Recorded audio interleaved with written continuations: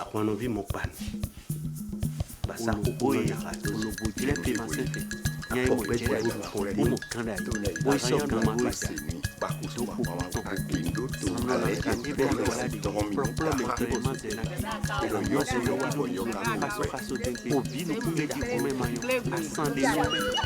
Dogesime.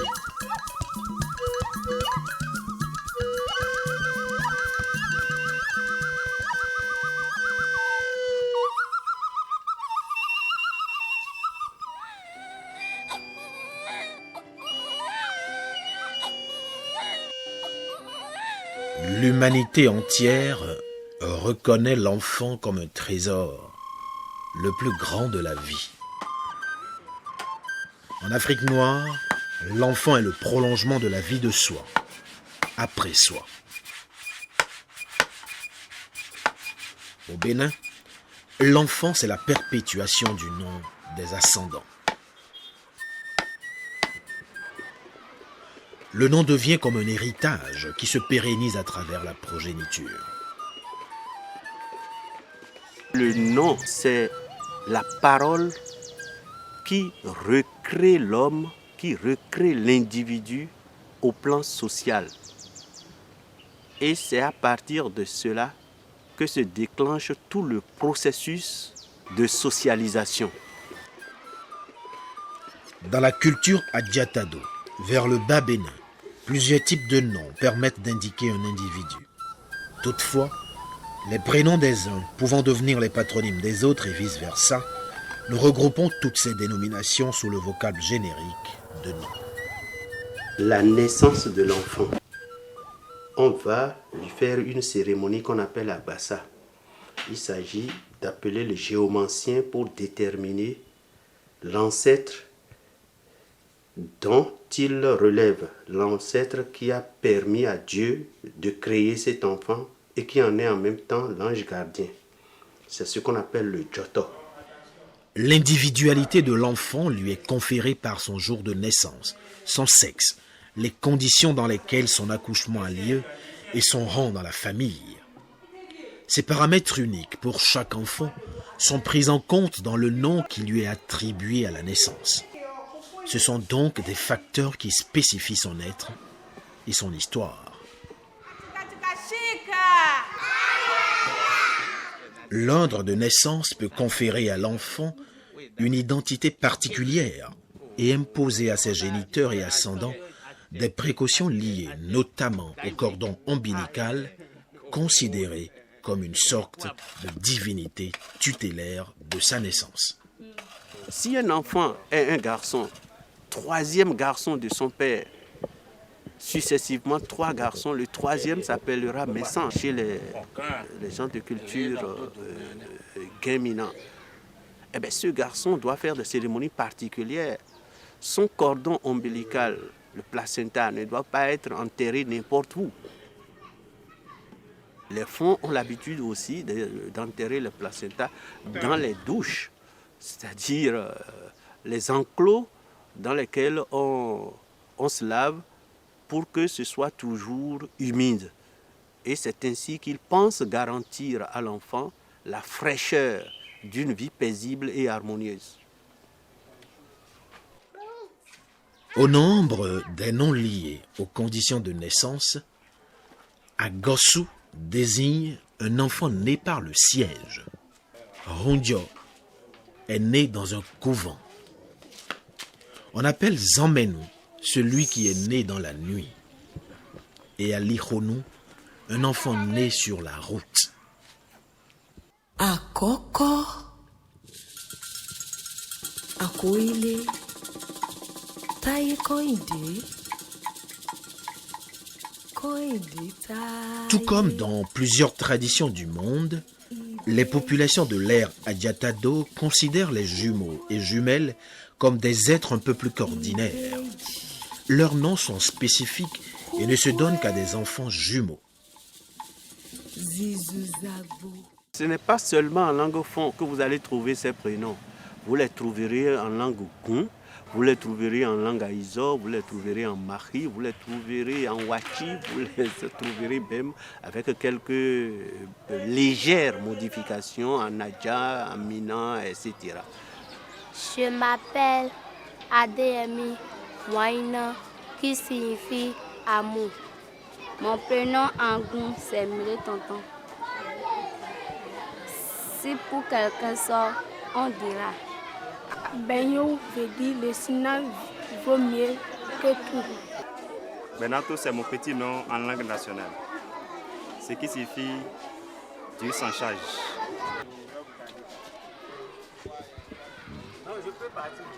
Tous mes enfants ont un nom en langue nationale. Le premier, il porte le nom de mon grand-père, Adonha. On ne conteste pas avec Dieu. Le second, c'est sa maman qui lui a donné son nom Mina, Apé, ça signifie merci. Et la dernière, qui est notre Benjamin, son nom fond, c'est Pédier. Pédier, voici notre remerciement, notre grâce, notre reconnaissance.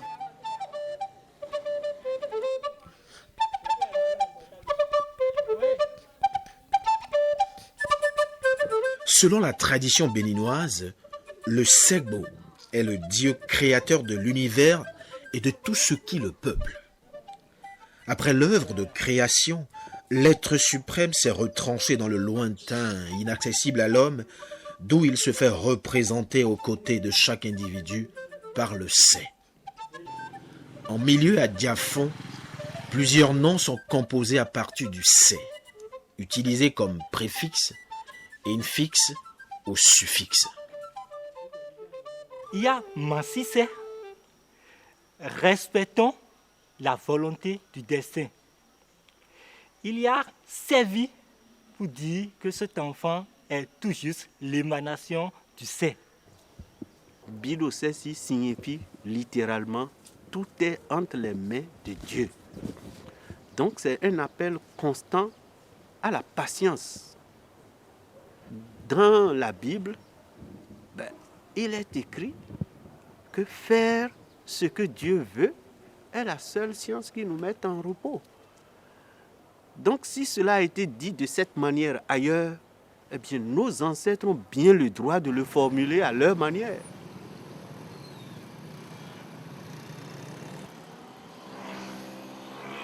Quatre autres types de noms peuvent s'ajouter à l'identité de l'enfant selon son itinéraire dans la vie et au fur et à mesure qu'il grandit.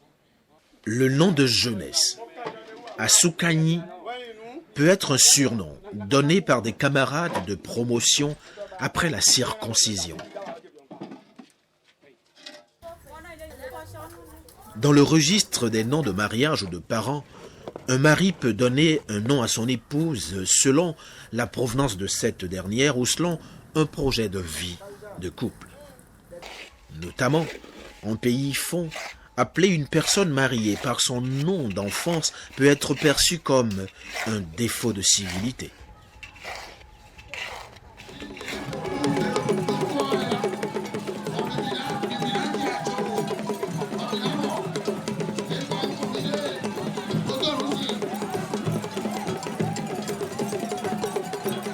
Tous ces avatars de noms pourraient être désormais révolus, parce que déclarés profanes une fois que le sujet va en réclusion initiatique.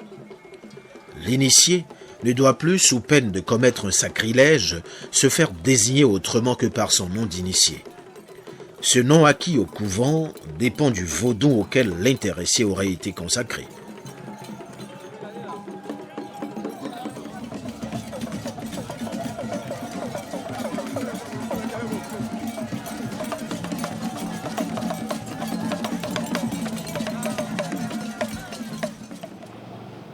La promotion sociale est une excellente occasion d'ensevelir le nom de naissance pour prendre un nom fort.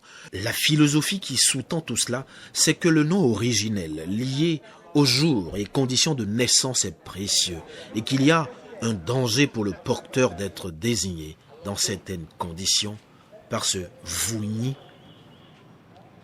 Mon prénom fond. Ah, et vous allez en faire quoi? Vous allez en faire quoi? Bon, et je pouvais vous le dire. Mais aidez-moi à en faire économie parce que ça ne sera pas vu de la même façon par tout le monde. Ah, donc à l'école, c'est comme ça qu'il s'appelait? Ah bon, d'accord, on va s'en servir pour lui nuire. Donc nous faisons économie de cela, dans la mesure où, jusqu'à avoir cet âge, je ne l'ai jamais sorti quelque part. Ce n'est pas devant votre caméra que je le ferai. Il y a on dira une superstition, mais on croit dans ces cultures-là que le jour de naissance a une influence directe sur la façon de penser, la façon de se comporter de l'enfant. Et c'est pour cela que dès que l'enfant commence par grandir, le premier souci de ses parents, c'est de camoufler ce nom-là pour que des esprits malveillants ne s'en servent pas pour l'atteindre, pour lui nuire. Du lot des noms de dissimulation et de valorisation que l'on peut s'attribuer à l'âge adulte, les noms forts s'imposent beaucoup plus facilement. On dit c'est Tchanta ou non, tout ça là aujourd'hui c'est à l'école. Et dites-vous que ça me donne du réconfort, ça me pousse, c'est une motivation pour moi pour faire face ou pour bien réussir ce que j'entreprends.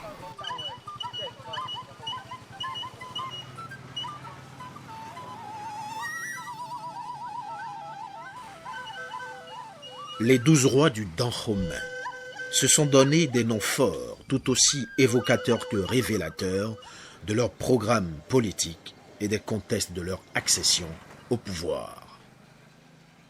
À partir du règne du roi Agadia, où la géomancie du Fa a fait son introduction dans le royaume, les noms forts qui sont choisis sont pour la plupart liés au poli des rois, c'est-à-dire aux Fa qui gouvernent leur existence. Akaba signifie tout simplement que c'est petit à petit, tout doucement, Kaba, que le caméléon est arrivé au sommet du fromager. Donc il a atteint le sommet, c'est-à-dire il est devenu roi après plusieurs péripéties et avec beaucoup de patience. Ce sont souvent des résumés de phrases. La seule audition du nom peut ne pas toujours donner accès à son sens. Dans le nom du roi Agoliago, par exemple, vous avez tout son programme politique. Il dit, et la Agoli, ça veut dire, j'ai dit pardon aux esprits des ancêtres, et grâce à ce pardon, Aboumé est rené. Et puis il dit ensuite qu'il est Akhosu Jokiza, ça veut dire je suis le balai de la providence envoyé à Aboumé, au Dahomey, pour balayer les maisons, balayer les champs, pour que la souillure que constitue la défaite devant le colonisateur soit définitivement lavée et que le royaume retrouve sa propriété. Vous voyez, c'est des noms qui renferment tout un programme. Un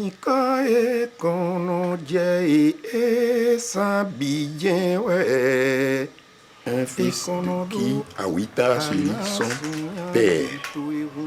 Et c'est grâce à ce fils que finalement nous avons pu obtenir ici au Dahomey les dépouilles de Feu Benzin. Vous voyez, bon, ça aurait été d'autres fils, il a connu le pays des Blancs, il ne va plus jamais penser au retour dans son pays. Il a étudié, il est devenu un avocat célèbre, le premier d'ailleurs de notre pays. Et vous voyez son papa, donc Benzin, de son vivant en disant Wa Onilo. Voilà.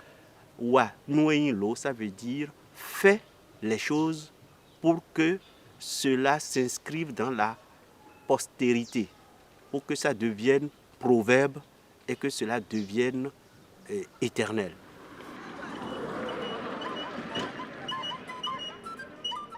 Les civilisations négro-africaines notamment béninoises, sont de forte oralité.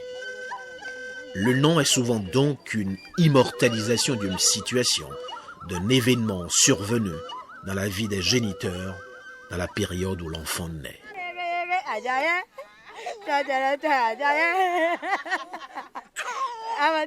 Fréquemment, c'est le vécu des parents qui est imputé à l'enfant qui pourtant est l'ultime victime de la charge que peut représenter un emporteur de mauvais présages.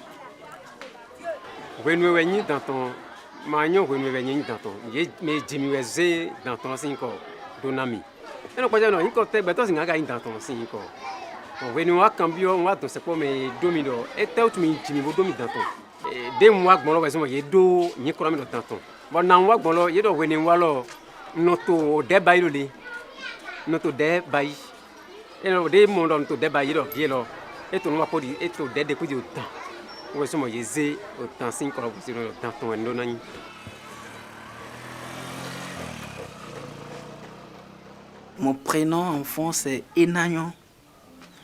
Enagnon, pour moi, ça définit mon engagement à travers tout ce que je fais. Et j'ai l'impression, entre-temps, j'aime pas qu'on m'appelle comme ça parce que j'aimais pas. Mais maintenant, quand je me rends compte de tout ce que portait ce prénom, je me dis, ça définit un peu mon engagement, ma vision et tout, quoi. Je fais remarquer que Enagnon est toujours dans le futur. Ce n'est pas dans le présent. C'est une remarque. Peut-être qu'il aurait été mieux si les nôtres comprenaient tous les contours. Il aurait été mieux de mettre ça au présent. Parce que justement, moi je rencontre en consultation beaucoup de personnes qui ont d'autres difficultés, pas nécessairement avec leur nom, mais avec d'autres défis de leur vie. Et je vais leur faire remarquer que, mais tiens, vous voyez, tout ce que vous dites, c'est toujours dans le futur. Et tout sera pour vous dans le futur. Parlez un peu au présent.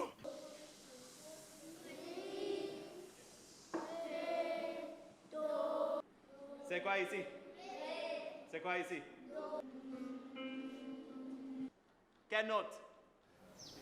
Oh, bon, je pense que les noms donnés aux enfants à partir des calendriers, c'est une pratique culturelle qui date de l'adoption des religions révélées. Évidemment, le snobisme ambiant fait que c'est le prénom du baptême qui prend le dessus. Les gens font une décomposition des noms des parents pour trouver ce qu'il faut donner à l'enfant. Si je suis Bertrand et que ma femme est Ginette, je peux donner à l'enfant Bergie. Et ça n'a aucun sens. On voit par exemple dans un feuilleton tel prénom et tel autre, on les mélange et puis on en tire quelque chose qui n'existe pas. Les enfants qui portent ces prénoms auront des personnalités écartelées. Il manquerait de la cohérence dans leur personnalité. Et ça se rencontre. Moi, j'en rencontre souvent en consultation. Un dernier cas que j'ai rencontré, c'est un enfant qui s'appelait Mivotaja. Et je me suis demandé, mais qu'est-ce que ça veut dire? Pourquoi c'est un tel prénom? D'où vient cela? Et les parents vont nous dire simplement que ça signifie mieux vaut tard que jamais. Alors on prend les 2 premières lettres chaque fois et ça fait Mivotaja. On donne des prénoms comme ça.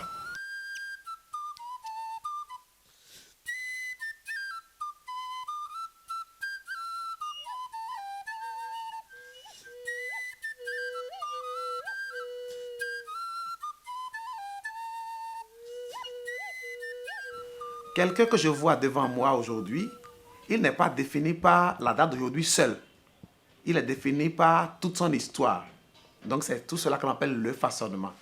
Et c'est le façonnement qui va nous donner un fonctionnement. Nous fonctionnons conformément à notre façonnement. Vous voyez? Et donc, l'analyse transactionnelle va permettre de mettre cela au clair. C'est parti pour un long voyage à la découverte de soi. Dévoiler ma chair pour me reconnaître moi.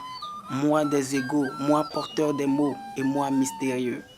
moi facile à dire, mais plus profond et obscur qu'un puits. Vouloir regarder dans le miroir du dedans peut nous amener à demain.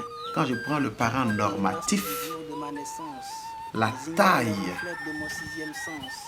ordinairement reconnue pour être équilibré et équilibrant, c'est 14. C'est 14. Vous êtes ici à 20. Cela voudrait dire que vous êtes un peu plus normatif qu'il n'en faut. C'est-à-dire que vous mettez un peu trop de principes, un peu trop de rigueur, un peu trop de valeurs à suivre dans votre vie. Au niveau de l'adulte, il fallait 23, vous êtes à 26. Vous paraissez très légèrement un peu plus adulte qu'il n'en faut, mais ce n'est pas très abondant. Au niveau de l'enfant rebelle, il fallait aussi 12 plus ou moins 1.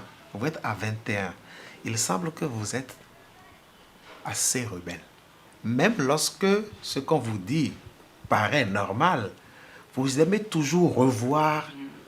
Est-ce que vraiment cela pour moi? Et vous fouillez un peu trop autour. Vous allez mettre un peu plus d'eau dans votre vin par rapport au principe. Je ne vous dis pas de ne pas avoir de principe. C'est absolument vital qu'un homme ait des principes. Mais vous savez qu'en avoir trop va être gênant. Heureusement pour vous qu'en même temps que ça, il y avait le nourricier qui est assez cohérent. L'influence du nom dans la vie du porteur est indubitable et en avoir conscience permet à l'individu de se reconnaître et de mieux se comprendre. Je suis allé voir un psychologue pour connaître en réalité l'impact que mon prénom puisse avoir sur moi. Je suis électrotechnicien. Oui, c'est ça que j'allais demander. Électrotechnicien. Auriez-vous une religion? Je suis catholique romain. Catholique. Il m'a consulté, il m'a fait un test. À la fin, on est passé à des thérapies. On a fait plusieurs thérapies. Et franchement, je suis heureux aujourd'hui.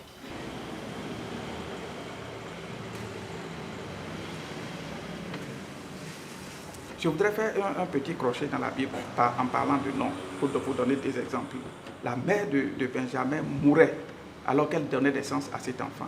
Et elle disait, c'est le fils de ma souffrance, c'est le fils de ma douleur. Elle lui a donné comme nom Ben-Omi, qui signifie fils de ma douleur. Mais Jacob a compris que ce nom pouvait poursuivre son enfant.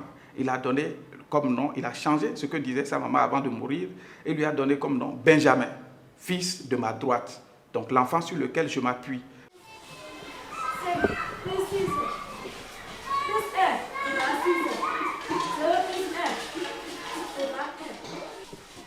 Il y a aujourd'hui, en psychothérapie, il y a un procédé pour aider des gens à retrouver un prénom profond qui peut ouvrir des possibilités nouvelles devant eux, ouvrir une vie nouvelle devant eux, non pas qu'ils éliminent l'ancien prénom, mais simplement parce que ce prénom qu'ils vont retrouver au fond d'eux-mêmes à travers un accompagnement va baigner les anciens prénoms et va les restructurer de telle manière que l'enfant pourra continuer à porter son prénom, mais à avoir des possibilités nouvelles, meilleures que ce qu'il a vécu jusque-là.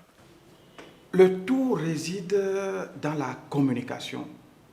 Il y a ce que les autres ont voulu faire de moi. Il y a ce que je veux être dans ma vie.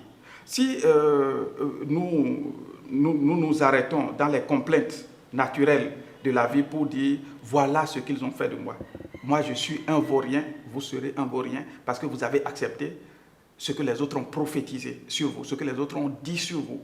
Je ne parle pas de prophétie, non, pas forcément en termes religieux, mais en termes de ce que nous avons toujours répété autour de nous sur quelqu'un. C'est-à-dire que tout le monde voit quelqu'un comme un vaurien. Il finit par se dire, je suis un vaurien, donc je ne serai qu'un vaurien. Alors il est un vaurien.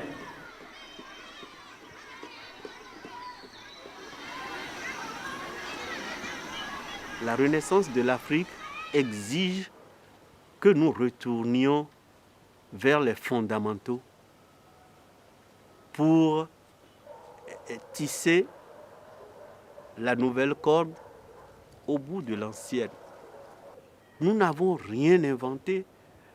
C'est des sciences, c'est des pensées qui nous viennent de l'humanité pensante et qui s'expriment de façon différente que l'on soit en Israël, au Bénin ou au Japon. Et je suis sûr que le jour viendra où on comprendra qu'au ciel, à côté de Dieu, il y a des saints Bilosessi. L'historicité de l'Africain en général, et du Béninois en particulier, recommanderait l'attribution des noms authentiques pour favoriser un ressourcement vital à l'individu dans la communauté. Seulement, les noms attribués aux enfants doivent intégrer, au-delà de la seule volonté des parents et de leur vécu, le projet d'une vie paisible et harmonieuse pour cet adulte de demain.